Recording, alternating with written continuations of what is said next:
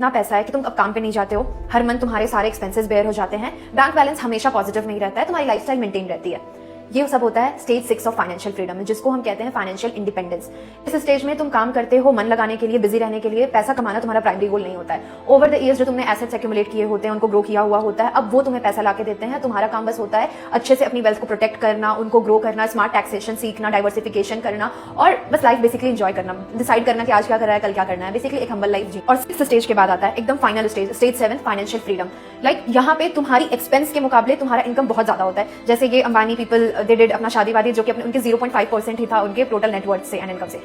To be honest बहुत कम से लोग फाइनेंशियल फ्रीडम वाले स्टेज पे जाते हैं, बट इस स्टेज में पैसा सर्वाइवल नहीं पावर बन जाता है। इस स्टेज में जो लोग हैं वो लाइक ट्रस्ट बनाते हैं, बिजनेसेस को एक्सपैंड करते हैं, एंजल इन्वेस्टमेंट करते हैं, चैरिटी स्टार्ट करते हैं, ऐसा बेसिकली कि उनके जाने के बाद भी उनका पैसा इस दुनिया में रह जाए, समथिंग लाइक दैट, जो कि जनरेशन अपना जो वेल्थ उन्होंने इस जनरेशन में क्रिएट किया होता है उसको नेक्स्ट जनरेशन में पास ऑन करते हैं। 7 जो लेवल्स हो गए फाइनेंशियल फ्रीडम के, सबसे पहले हमने सर्वाइव किया, फिर हमने स्टेबिलिटी और इनकम ग्रोथ की, फिर हमने अपने आप को और अपने फैमिली को सेव किया, थर्ड एसेट एक्यूमुलेशन, फिर एसेट को ग्रो किया, उसको एक्सपैंड किया, फिर फाइनेंशियल इंडिपेंडेंस आया और लास्ट में फाइनेंशियल फ्रीडम आया। ये लाइक ओवर द लाइफ का प्रोसेस है, एक दिन में या एक साल में कुछ अचीव नहीं होने वाला है। एंड कोई भी किसी भी स्टेज पे किसी भी एज में हो सकता है इस फाइनेंशियल फ्रीडम, बट हमें पता होना चाहिए कि इसके बाद क्या आता है, इसके बाद क्या होगा, इसके बाद कैसे होगा, सो दैट वी नो कि what we are dreaming for, what we are aiming for.